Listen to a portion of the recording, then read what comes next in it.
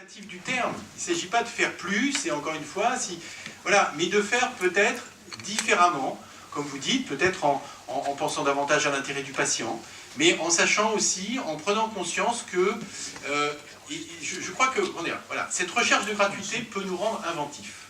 Voilà. Et c'est là où la gratuité c'est un chemin et c'est pas quelque chose voilà, qui est définitivement atteint une bonne fois pour toutes. Voilà.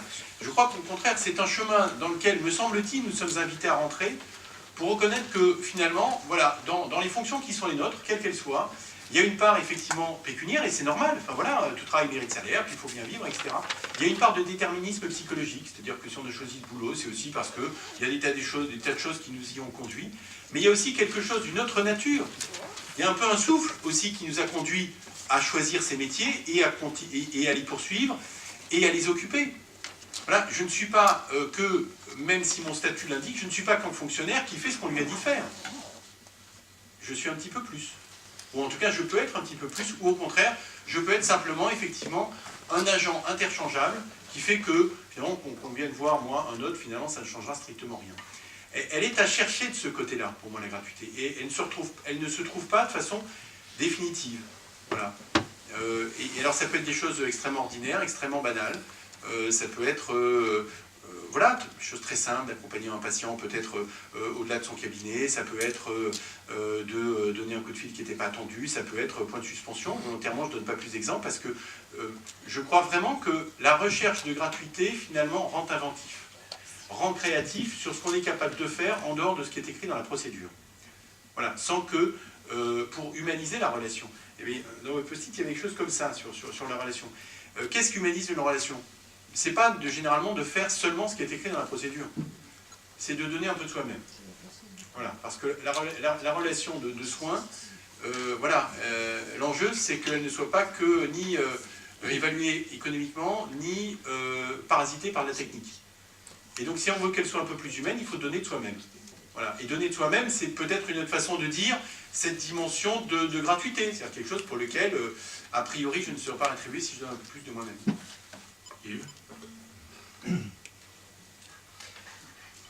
J'entends bien la proposition de mettre le patient au centre, et c'est devenu quand même un peu un leitmotiv actuellement.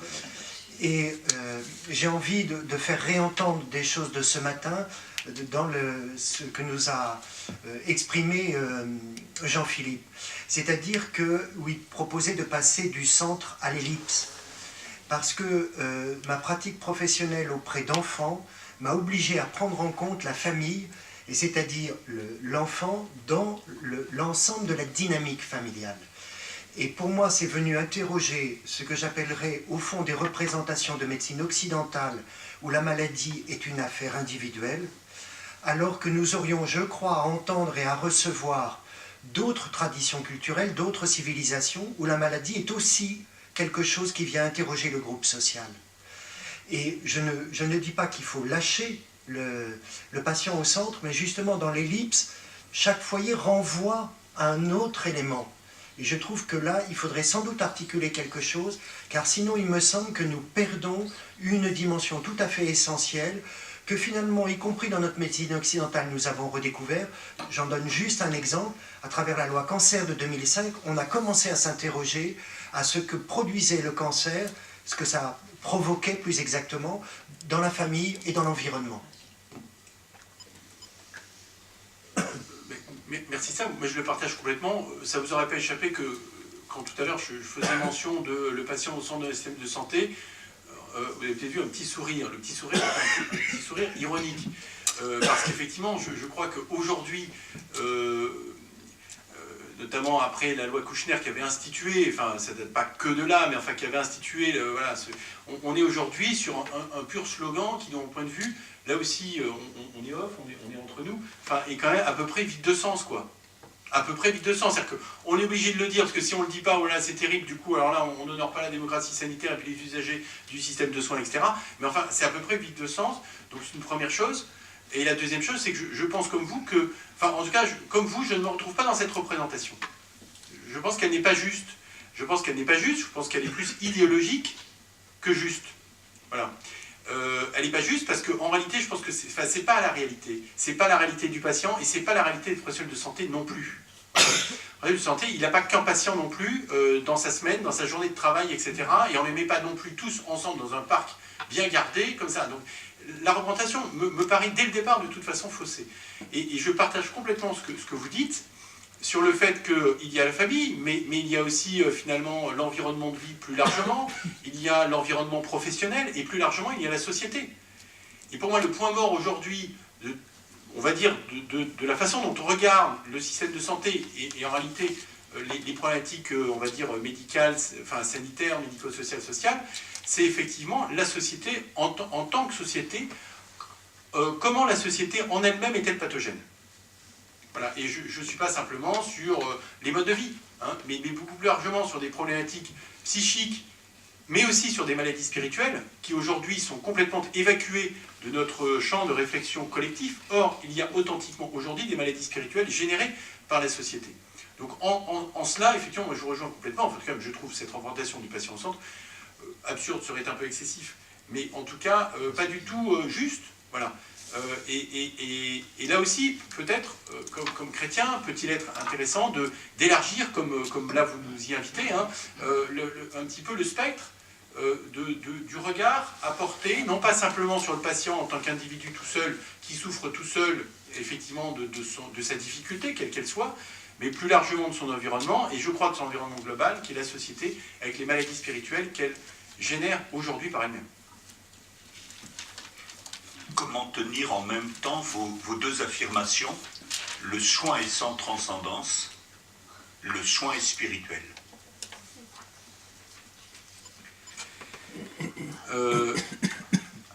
Alors là, on est reparti pour 2 heures, mais dans lequel il y aura 1 heure de messe, donc qui répondra à la dimension.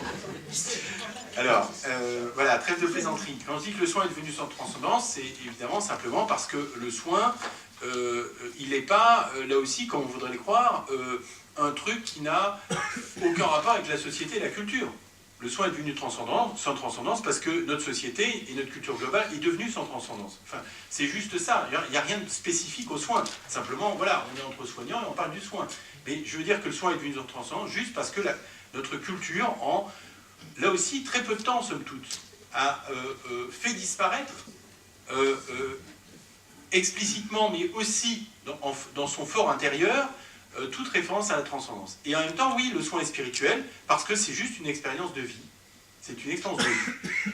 Donc, qui va impacter le regard qu'on porte sur la société, le regard qu'on porte sur son corps, le regard, enfin, ainsi de suite. Enfin, je vais pas, voilà. Et d'ailleurs, toutes les traditions, le collègue évoquait les traditions non occidentales, hein, voilà, toutes les traditions non occidentales font du soin d'abord quelque chose de spirituel. Mais, comment? Je ne sais pas, mais là pour le coup je pense que ça ne pourra... Il ne s'agit pas forcément de remettre de la transcendance comme elle existait au siècle dernier, parce que là je crois qu'on ferait fausse route et on s'excluderait, on se ghettoiserait, comme dans beaucoup d'autres domaines aujourd'hui de l'annonce de l'évangile, mais je ne dis pas ça pour polémiquer du tout, bien sûr, mais il s'agit effectivement d'inventer comment remettre en gros du souffle, et pas forcément de la religion. Voilà. C'est là peut-être la nuance que je ferai, et qui est pour moi un petit peu ce qui pourrait être un peu la porte d'entrée par rapport à votre question. C'est pas forcément de remettre de la religion, voilà, mais de remettre effectivement véritablement du spirituel, et donc du souffle, et donc du sens, et donc de l'intériorité. Voilà. Je crois beaucoup à ça, j'en veux pour preuve, d'une certaine façon pour signe, plus exactement que pour preuve, effectivement la façon dont nos contemporains, je suis hors du milieu du soin, plutôt je suis au-delà du milieu du soin, nos contemporains sont sensibles, friands, consommateurs, finalement, de toutes ces approches dites orientales, de méditation, de zen, de yoga, etc. Alors on peut se moquer, on peut regarder ça de très très haut, d'une façon à peu près méprisante. N'empêche qu'en réalité, ça se diffuse incroyablement dans le grand public, ça se diffuse incroyablement dans les entreprises, les hôpitaux, comme souvent, résiste encore à ça, mais ça y viendra aussi. Donc, ça dit quoi? Ça dit effectivement d'un besoin spirituel. Qu'aujourd'hui, finalement, on va dire, nous chrétiens, mais finalement, on n'a pas réussi à proposer ça à nos contemporains, à nos concitoyens. Or, on a tout dans le patrimoine aujourd'hui de l'Église, dans toute sa tradition, pour aussi, finalement, aider chacun à retrouver, en gros, du souffle, à mettre des mots que notre culture a perdus. Donc, voilà, il me semble que la porte d'entrée, pour essayer de répondre, mais aussi très brièvement à ce que vous dites, qui est le vrai sujet, c'est pas de retrouver la transcendance religieuse, parce que ça, je crois qu'on est passé à une autre époque, là aussi, on le regrette ou pas, mais c'est de remettre effectivement du souffle, du sens, de l'intériorité, et de montrer qu'effectivement la révélation chrétienne donne une perspective à tout cela, qui est juste la perspective de la vie éternelle, qui passe par la résurrection du Christ. Alors ça ne se fait pas comme ça tout de suite, mais je veux dire que la méditation bouddhiste, et pourtant Dieu sait que je l'apprécie beaucoup et que je pense qu'elle peut être extrêmement utile dans notre société hyper consumériste, etc., en même temps, la méditation chrétienne, même si elle a des points communs, elle ouvre quand même, non pas sur une fenêtre, mais juste sur un horizon complet, qui est la résurrection du Christ, qui est une promesse pour notre propre résurrection.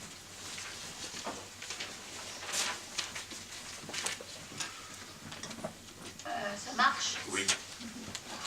Bon, alors je voulais dire quelque chose de très terre à terre. Vous parliez de supplément tout à l'heure dans l'exercice de la fonction, le petit côté de plus que l'on donne. Et j'ai un exemple, j'étais en hématologie comme assistante sociale et je m'occupais d'un monsieur d'Afrique du Nord, du Maroc, un monsieur âgé. Et j'ai été absente pendant plusieurs mois. Et quand je suis revenue, quelques jours après, à 9h, l'heure où j'arrivais, il est arrivé, avec tous ces papiers qui n'avaient pas été réglés pendant ces mois-là. Et je lui ai dit, mais pourquoi vous n'allez pas voir une autre assistante sociale? Il m'a dit, mais parce que vous expliquez. Vous savez ni lire ni écrire, voilà.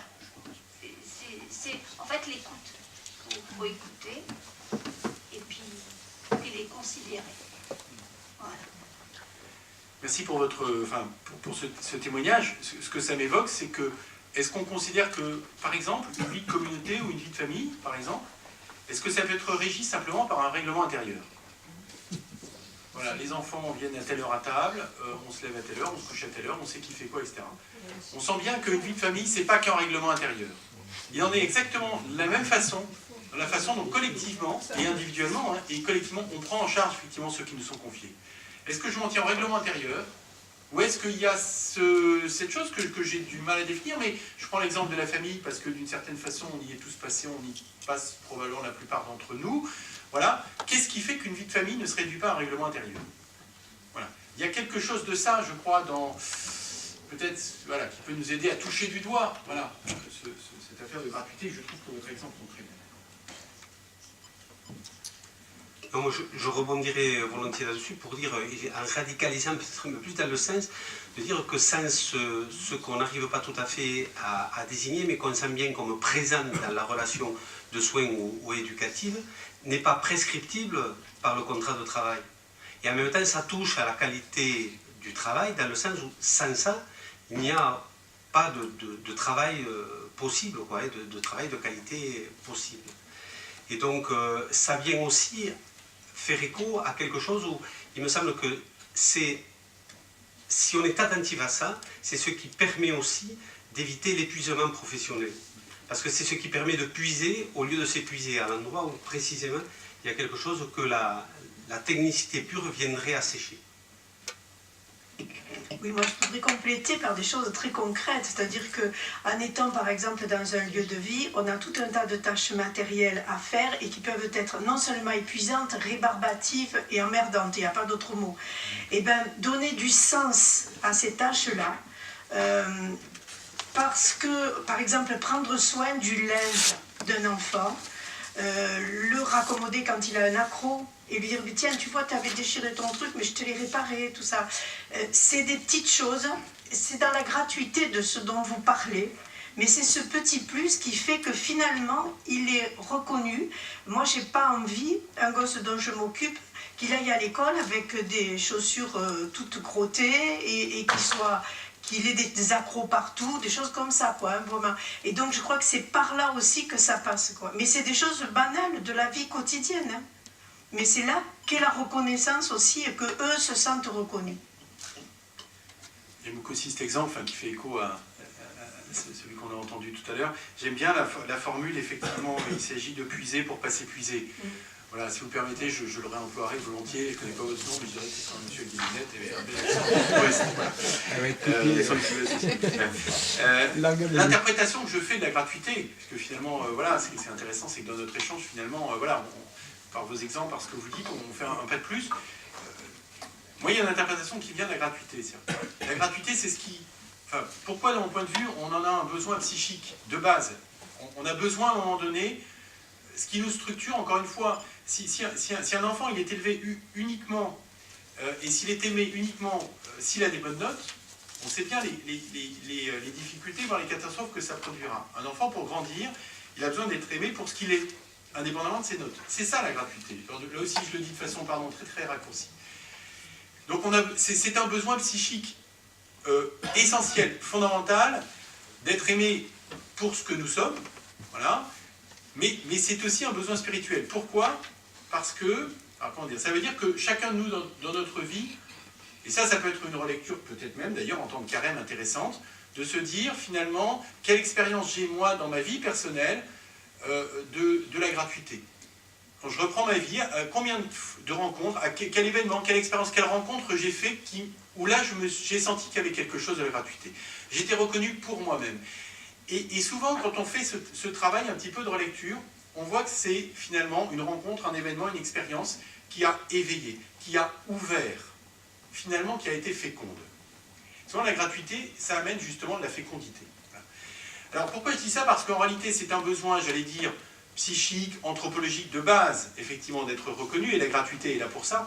Mais il y a quelque chose, et c'est là où me vient cette interprétation spirituelle, c'est qu'il me semble que la gratuité, c'est ce qui caractérise la façon dont Dieu, effectivement, nous aime.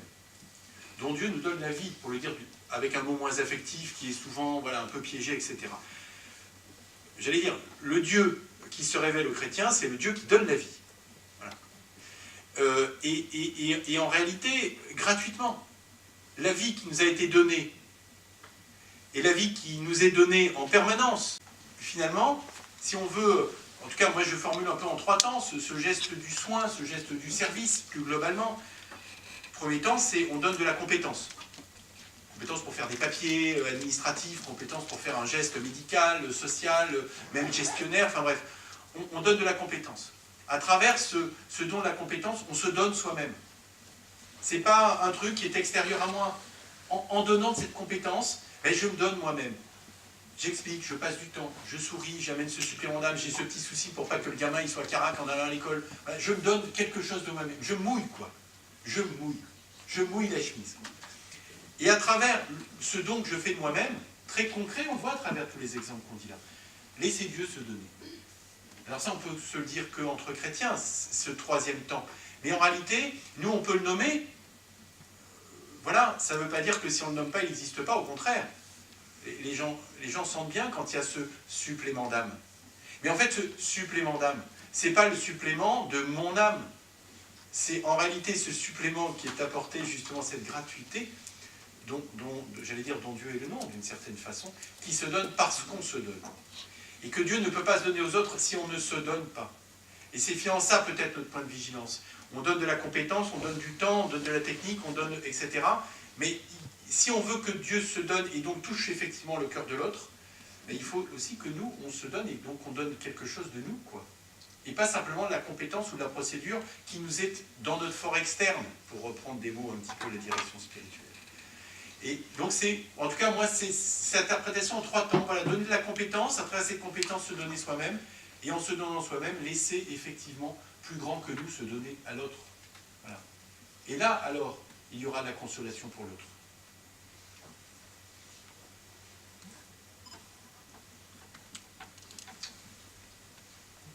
Oui, merci. Moi, ça m'évoquait ce que vous dites, la notion de résistance et de contradiction par rapport à une situation très concrète des gens qui souffrent au travail, parce qu'il y a certaines situations, effectivement, où il y a des pressions, des injonctions paradoxales, etc., dont on a vu, et des gens qui sont détruits parce qu'on leur demande de faire plus sans leur donner les moyens, en les accusant de travailler plus et de faire des heures sup, alors que... Et là, on a un rôle, je pense, en tant que soignant, de résistance et de leur dire mais c'est votre travail qui vous rend malade, vous avez de la valeur, parce qu'on on vous met dans des conditions impossibles, et de rappeler cette valeur qu'ont les personnes, le fait qu'on les considère, et que chez nous, ils peuvent entendre une parole, on va dire, bienveillante, et sortir de pression. Et puis, la notion aussi de l'accueil inconditionnel, on parlait des protocoles, on est un peu poussé, nous, en tant que généralistes, à avoir des bons résultats. Nos diabétiques, il faut qu'ils soient équilibrés en dessous de... faut que l'hémoglobine glycée soit en dessous de 7,5, 8,5, ça fait des points, etc. Et nos patients, notre rôle, c'est aussi d'accueillir ceux qui rentrent pas bien dans les protocoles, qui font pas ce qu'on leur dit de faire, qui se font pas bien suivre. Mais alors, soit on les vire parce qu'ils pourrissent nos chiffres et puis diminuent notre revenu complémentaire, soit on les suit et puis on les accompagne comme ça, en espérant qu'un jour, effectivement, non pas ils amélioreront leurs chiffres pour améliorer nos revenus, mais ils écouteront un petit peu ce qu'on dit et ils prendront mieux en charge leur santé. Et peut-être que sur la durée, ça c'est quelque chose... mais du coup, on sort des protocoles. Et je pense qu'il faut s'autoriser cette liberté-là.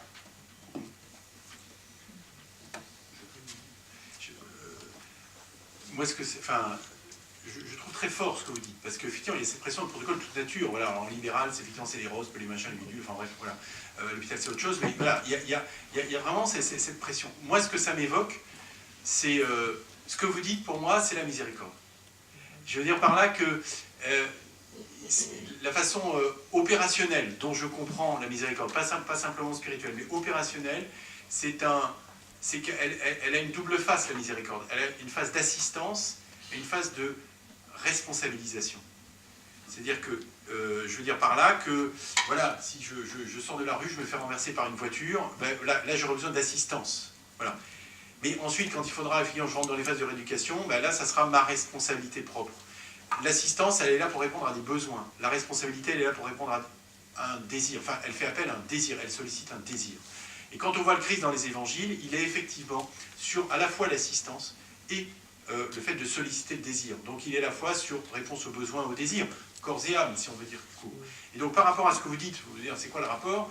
Pour ceux qui ne l'ont pas encore vu, c'est que, mais je me dis qu'il doit y en avoir beaucoup qui l'ont encore vu pour l'instant, mais c'est le fait de dire que, effectivement, les pièges, c'est le tout assistance. Et dans ces cas-là, on est dans l'assistanat.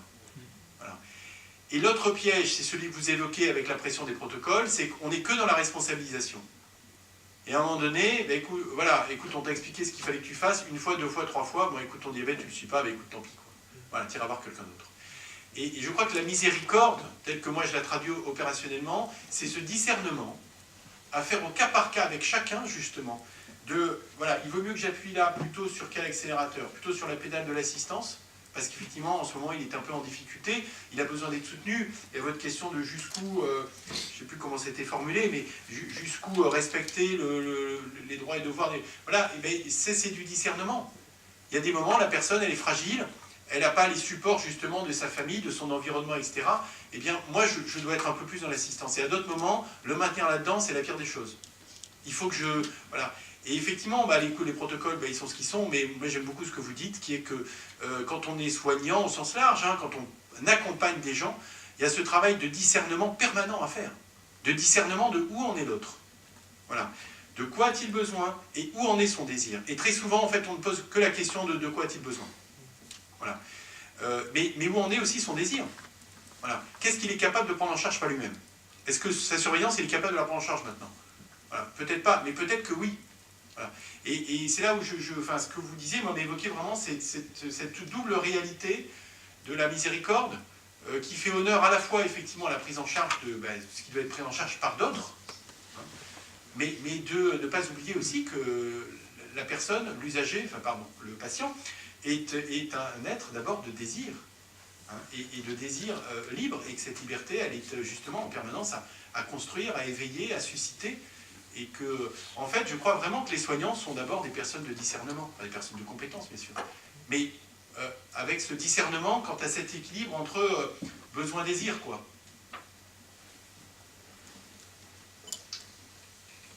La dernière. Non, c'était juste simplement pour dire que ce que vous venez de dire réintroduit aussi d'une certaine manière la question de l'alliance, parce que quand on est que dans l'assistanat, on n'est pas dans l'alliance précision. Et donc là, et nous en tant qu'éducateurs, par exemple, on avait beaucoup travaillé la question de la réintroduction de la conditionnalité à l'accueil. C'est-à-dire qu'on partait de l'accueil inconditionnel, mais comment à un moment donné, il fallait réintroduire la conditionnalité comme moteur de la promotion de notre groupe. Il ne fallait pas oublier que voilà, les personnes qui nous sont confiées restent, quel que soit leur état ou la situation qu'ils traversent, enfin je ne sais pas, restent des êtres de désir.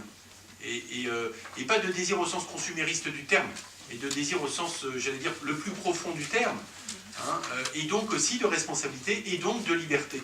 Voilà. Et qu'elle est parfois extrêmement, il est très abîmé parfois ce désir. Cette liberté, elle est parfois extrêmement restreinte. Mais c'est pas pour autant que, effectivement, il faut oublier que malgré tout, c'est toujours là.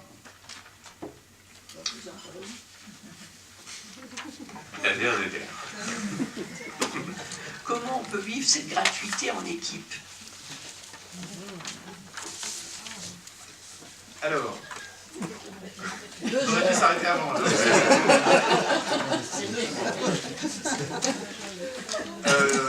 Alors, non, mais du coup, voilà, enfin, pour faire vraiment super bref, enfin, moi, je crois qu'on ne peut pas la vivre en équipe si on ne la vit pas personnellement, si on ne la nourrit pas personnellement, et donc je renvoie justement, en fait, de prendre soin de son intériorité, de prendre le temps, alors de se poser, de faire silence, de prier, de méditer, enfin, j'en sais rien, en gros, de retrouver la source qui nous habite. Voilà, ça, c'est déjà le prérequis. Voilà. Et ensuite, effectivement, se donner des temps collectifs, mais qui ne sont pas simplement des temps de relecture de pratique, mais qui sont des temps peut-être dédiés à des choses peut-être plus spirituelles, pas forcément justement religieuses, transcendantes, etc., mais des choses peut-être plus spirituelles, où on accepte aussi de regarder l'autre membre de son équipe de soins, enfin je sais pas quoi, de son service, de son... etc., au-delà de sa fonction. Parce que la gratuité, c'est quand même cette idée de personnage, personne, compétence, fonction versus personne. C'est-à-dire que, où effectivement, on accepte non pas de baisser les masques, mais de dire, voilà, j'ai telle fonction, je suis tel professionnel, mais je ne suis pas que ça non plus. Voilà. Voilà, alors là, voilà, enfin, pour le coup, j'en dis pas parce que... Mais... Merci Jean-Guilhem.